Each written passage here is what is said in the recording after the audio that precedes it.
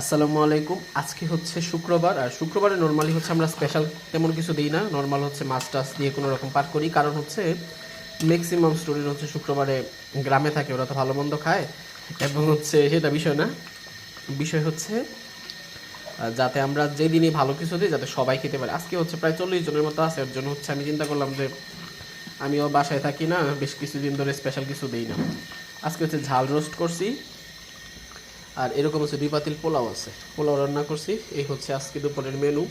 আর রান্নার ভিডিওটা হচ্ছে আমি করছি, এটা হচ্ছে আমি আপনাদেরকে ব্লগ আকারে আর কি দিব। এই যে হচ্ছে আরেক পাতিল পোলাও, পোলাওগুলো মাশাআল্লাহ অনেক ঝরঝরে হয়েছে।